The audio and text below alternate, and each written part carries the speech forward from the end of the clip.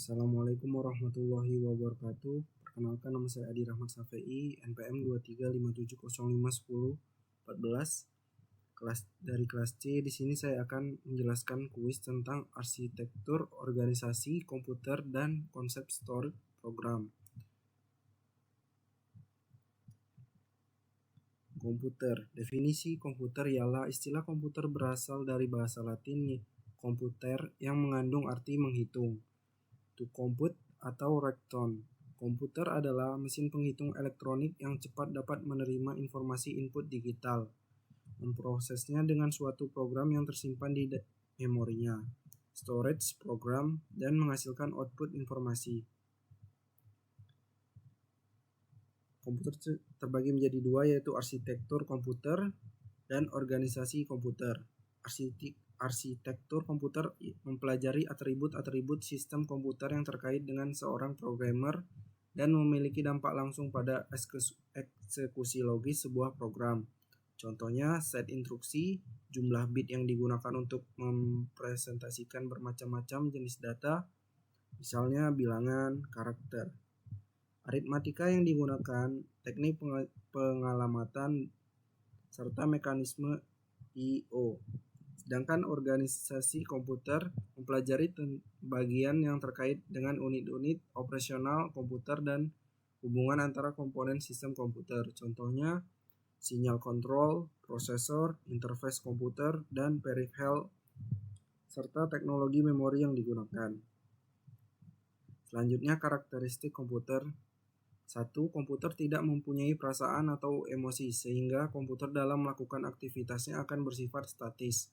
2. Komputer mampu menyimpan data yang besar dan dalam waktu yang lama, dan sifat data yang tersimpan bersifat dinamis. 3. Komputer bisa melakukan pengurutan dan pencarian dalam waktu hitungan detik, bahkan milidetik. Bahkan komputer bisa melakukan pengurutan secara menaik atau menurun dalam waktu sekejap. Yang terakhir, komputer mampu menerima dan mengeluarkan data informasi yang besar dalam waktu yang cepat. Selanjutnya ada kemampuan komputer dan keterbatasan komputer. Kemampuan komputer mempunyai kecepatan dan ketepatan dalam mengolah data dan menghasilkan informasi. Juga kemampuan kapasitas penyimpanan data dalam memori atau simpanan luar seperti hard disk. Saat ini terjadi peningkatan kapasitas yang sangat luar biasa. Yang terakhir, kemampuan lain yang dimiliki komputer adalah kecepatan mengirim data dalam format apapun antar komputer dalam jaringan wilayah lokal, regional, maupun global.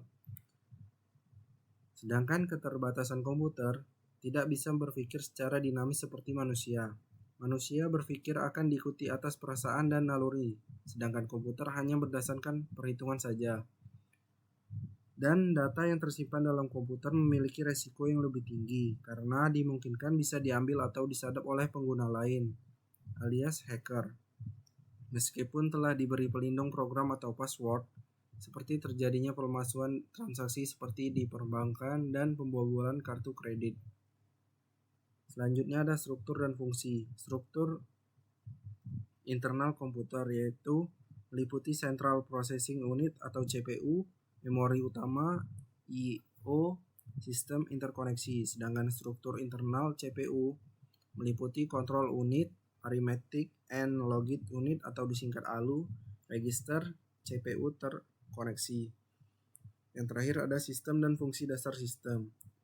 Sistem komputer meliputi CPU, memori, primer dan sekunder, peralatan pemalsuan atau keluaran I atau O device seperti printer, monitor, keyboard, mouse, dan modem.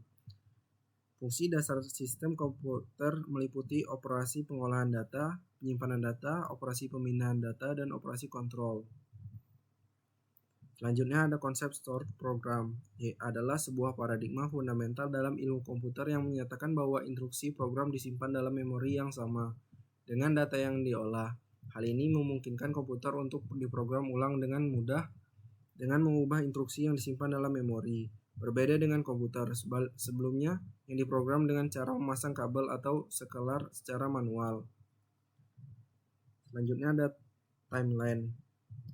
1945 ayat kelahiran. 1945 Van Neumann mempublikasikan makalah berjudul First Draft of Report on the EDVAC. Secara rinci menjelaskan konsep storage program. Inti konsepnya adalah menyimpan instruksi program dalam memori utama yang sama dengan data yang sedang diproses. Selanjutnya 1948 implementasi awal.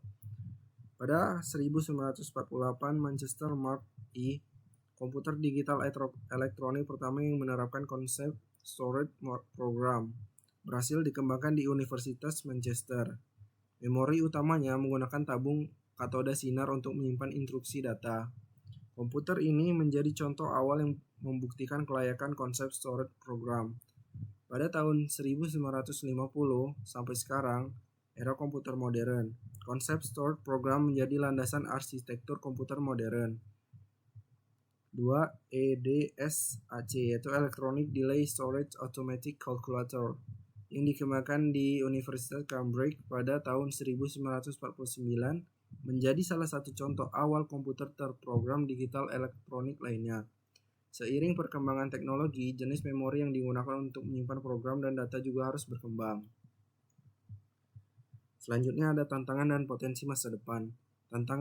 Yaitu tantangan kecepatan. Meskipun kecepatan CPU telah meningkat secara signifikan selama bertahun-tahun, ada batasan fisik yang mulai terasa. Overclocking yang terlebih dapat menyebabkan masalah thermal, sementara mempercepat prosesor tradisional semakin sulit.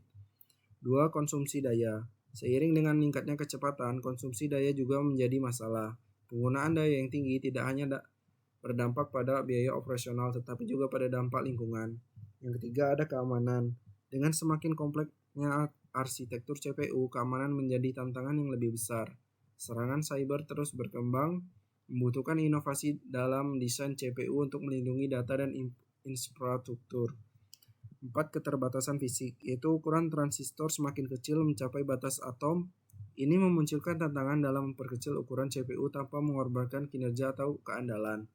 Yang terakhir ada kemungkinan solusi, yaitu salah satu potensi besar adalah pengembangan teknologi kuantum yang dapat mengatasi beberapa tantangan tersebut.